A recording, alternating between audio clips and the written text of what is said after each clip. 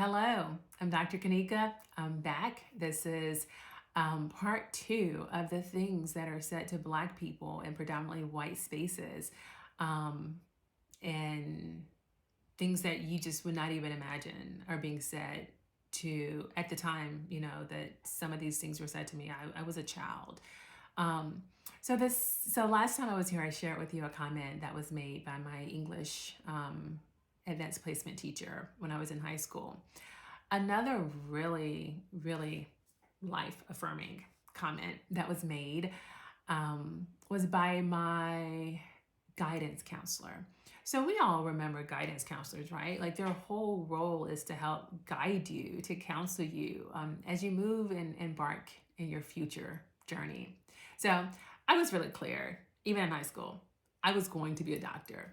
That was my goal. That was my dream. And I wanted to go to Emory for undergrad. That's what I wanted. And so I told my high school guidance counselor, who was a Black woman, that I wanted to go to Emory. And what she told me was that you should apply somewhere else.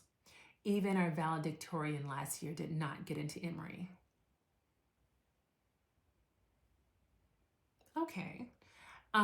Because I am a contrarian. So if you tell me I can't do something, oh, my entire purpose in life is to prove you wrong. So I applied to Emory. I got into Emory undergrad.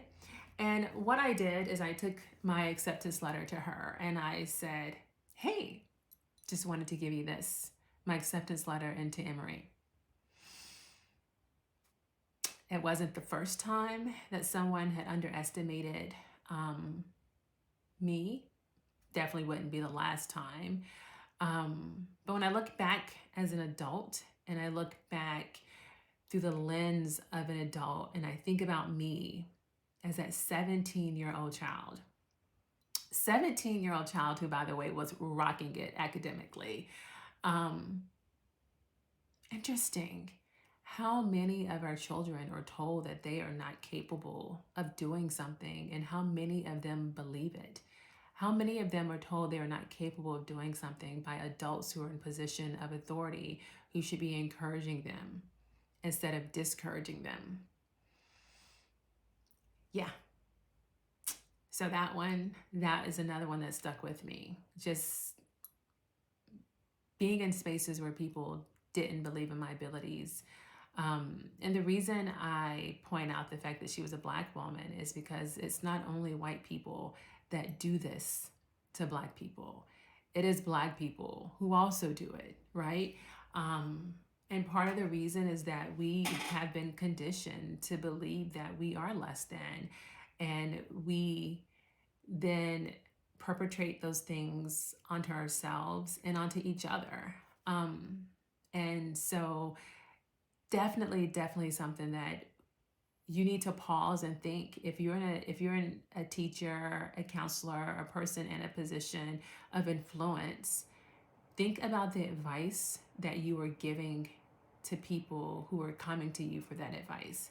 And think about, is the advice you're giving this person, is it biased?